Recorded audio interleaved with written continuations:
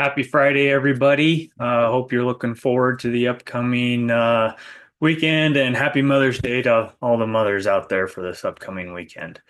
Okay, so this week I typically do tax planning for business owners. This week I actually wanted to shift gears just a touch and talk about people who are taking positions in usually some sort of startup company, usually as an executive or consultant or something. And as part of your compensation package, you are offered a stock option. Um, so we're going to talk about what is called the 83B election. So you're offered a position in a company, and as part of the compensation package, they give you stock options in the company, whatever the deal is. But basically, when you're given stock options, there's three key terms. There is the grant date, which is the date that they say, hey, this stock will be yours if you meet certain requirements. And typically, it's a time and service requirement, like 4 years. You work for the company for 4 years, and then you have the next date. Once you meet those requirements, then you have the vesting date. So the vesting date is the date that you take basically ownership over the stock. And then you have, then from there, you have two options. You either can hold it for a long time or you can sell it and actually get the cash that is available from owning that stock. So you have the three dates. You have the grant, you have the vesting, and you have the sell date. Um, so in traditional, if you don't do anything, the granting, because you haven't received official ownership over the stock yet, has absolutely no tax bearing. Um, it's this, for tax purposes, it's basically as if nothing has happened yet. Then when you vest, the they're required to include that on your W-2 and report that as taxable income at that point. And then you sell to get your cash out of it. So technically, if you have your vesting period, that would be considered your basis in the stock at that point. And so then if you wait a long time to sell and let it grow some more, you're going to have some long-term capital gains. Versus maybe if you sell right away, there's really not any capital gain. You're just paying your regular income taxes on the value of the stock and Medicare and Social Security tax on it. Well, you can do this thing called an 83B election.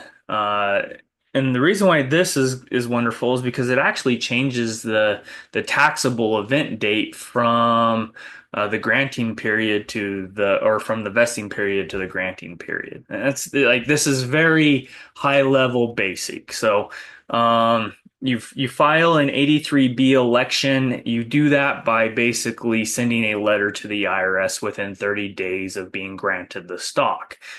And what you do when you do that is you say, okay, I am going to actually make it considered taxable income when I'm granted, and then that increases your window for calculating long-term capital gains. And so basically, the reason why you would do this is for two reasons. One, you change the value of the stock for when it's considered income to you to the date it was granted instead of as it has accumulated over time to the vesting date. The other thing you do is you start that long-term capital gains clock. So if you're required to go 4 years,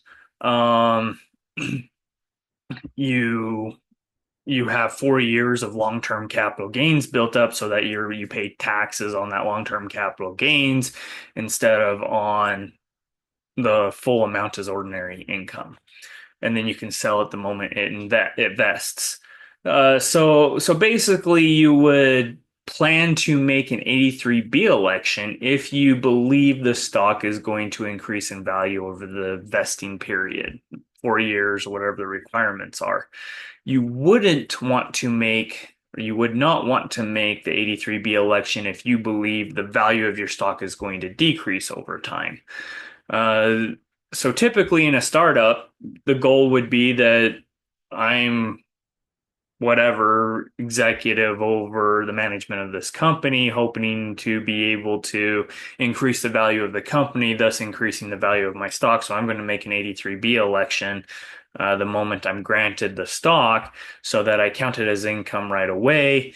Then in 4 years, when it vests, I can sell it at fair market value, and I have 4 years of long-term capital gains at the long-term capital gains preferential tax brackets.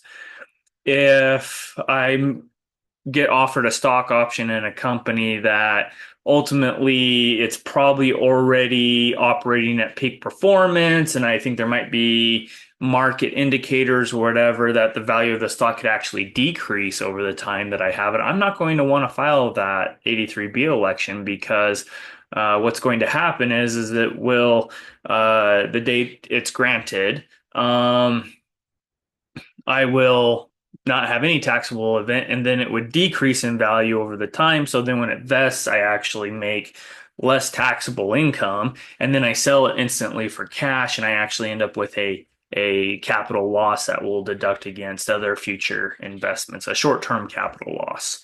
And so that's something to consider. So basically, an 83B election is a 50-50 chance that when do you want to pay the tax on the stock? And typically, if we're going to take a position in a company with stock options, we're going to hope that that is going to increase over time. So if you're getting offered stock options, it's a really wonderful, powerful tool that you can utilize to help you do better tax planning. So keep that in mind if you are given a stock option in the future that you consider to take the 83B election, because it does have to be filed within 30 days to the IRS. And you basically do that by, there's some templated forms out there, but mostly it's just a letter saying you're utilizing 83B election. The letter does have to have some specific wording, and then you certify mail it to the IRS, and whether or not they actually get it and scan it in and put it into your account really doesn't matter. As long as you've certified mailed it, then you have proof that it was actually sent. So that's kind of the different stances when you're offered the stock options as part of your compensation package. You really should consider an 83B election. Okay, hopefully this is helpful for y'all out there and as you do some tax planning, and see you next week.